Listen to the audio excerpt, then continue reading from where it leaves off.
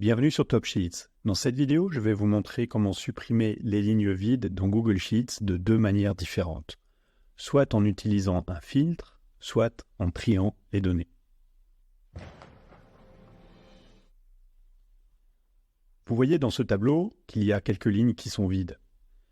C'est un petit tableau, mais si vous utilisez une grande base de données avec beaucoup de lignes, il peut y avoir des lignes qui sont vides et ça peut être un problème. Voilà la première méthode pour supprimer les lignes vides dans un tableau. Vous sélectionnez la plage de données, vous allez dans Données et vous créez un filtre.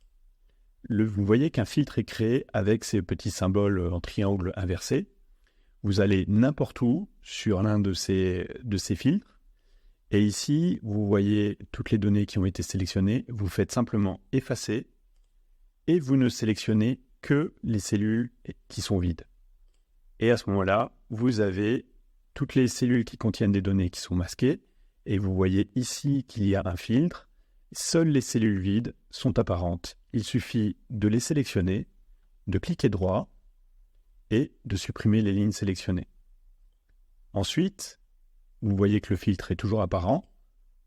Vous venez ici et vous sélectionnez toutes les données. En cliquant OK, votre tableau est restitué sans les lignes vides. Elles ont été supprimées.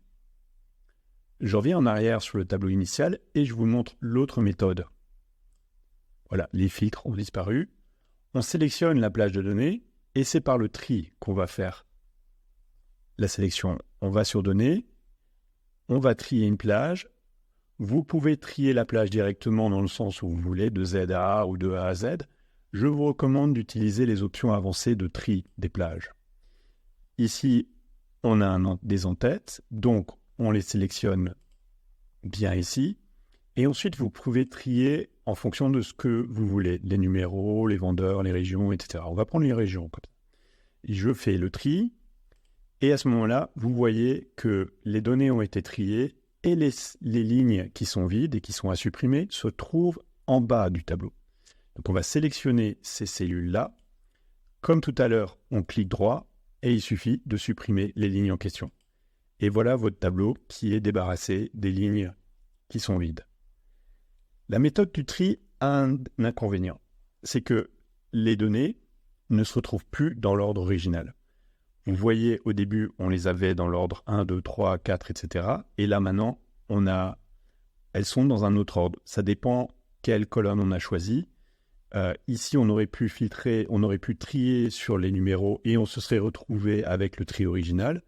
Mais ce n'est pas toujours évident, cela dépend des données que vous avez. Je vais vous montrer une solution pour remédier à cette situation.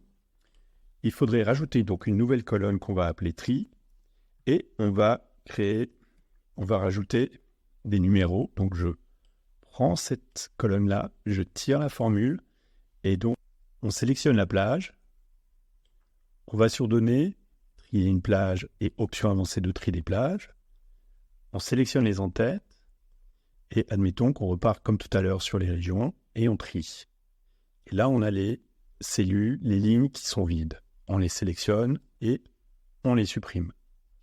Et on se retrouve avec un ordre désordonné. Mais ce qu'on peut faire, on sélectionne de nouveau la plage de données, on va sur Données, option avancée de tri de plage, on sélectionne l'en-tête, et cette fois-ci, c'est sur la zone, sur la colonne de tri, qu'on va trier les données de 1 à 13. Et voilà, on a à nouveau le classement original. Cette colonne-là, on peut maintenant la supprimer. Et voilà, on a supprimé les lignes vides et on est revenu dans la mise en forme originale, dans l'ordre des lignes qu'on avait à l'origine.